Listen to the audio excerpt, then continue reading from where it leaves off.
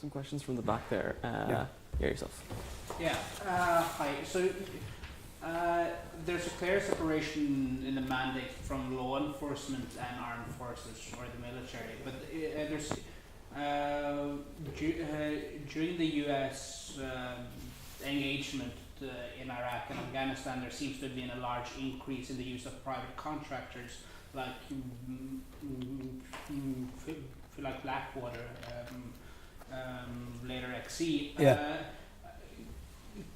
What do you think about the use of private contractors, both from a strategic point of view, ethical point of view, whether the money should be spent? That was a mistake. It was a mistake.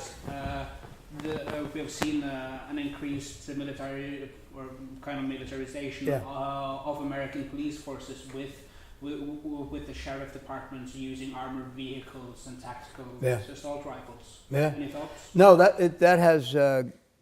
So to the first about private security, that was a mistake, in retrospect, because we started the conflict with an army that was too small. Back to your point, we had gone down to about. Look, these numbers you're gonna say, wait a minute, the Irish Defence Force is like 4,000, and you're going to be complaining because we were down to 475,000. But with global responsibilities, and when you really, did the math, we were in a position where if we had to guard all the convoys and guard all the VIPs and diplomats, and we wouldn't have had people on the street doing the kind of things you were talking about with the Iraqis and against the insurgency. But it was a mistake. We started the conflict and our army was too small. That's what happened. I don't know anybody that thinks we should aspire to use private security contractors in the future. And if we do, that we should certainly have a different standard of their performance and a different way to measure their performance and oversight. Oversight not just on their behavior, but on the money that they were making on the whole thing. And there are ethical implications. So I've said from the start that was a mistake. I think we've overcome it for the most part, not yet entirely, because they're still out there in some cases guarding diplomats in places of the world where we can't be. But I think the oversight, we started with no oversight, and we put a lot more oversight into it. The militarization or potential militarization of our law enforcement is a concern. Now, by the way, let me tell you how that happened, not by way of making excuses. So we were in Afghanistan, and we assessed that the Afghan army could absorb, as we were withdrawing, the Afghan army could absorb roughly 1,500 MRAPs. Those are mine-resistant, armored, what's the P? MRAP. Platform, maybe. Anyway, you know what an MRAP is. It's an armored car. We had about 5,000 in theater. They could absorb 1,500. So then we said to the services, do you want some? Meaning Army, mostly Army and Marine Corps. And then we retrograded some to them. That still left us with about 1,500. And so we started cutting them up, which, by the way, as it turns out, is expensive to cut up, these armored vehicles. And so we started spending money. Once you start spending money, the Congress sees it. I mean, that's how our system works. The Congress watches the money. The executive branch watches the policy.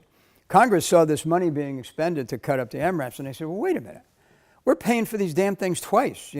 We paid for them to give them to you. Now we're paying to cut them up. This doesn't make any sense.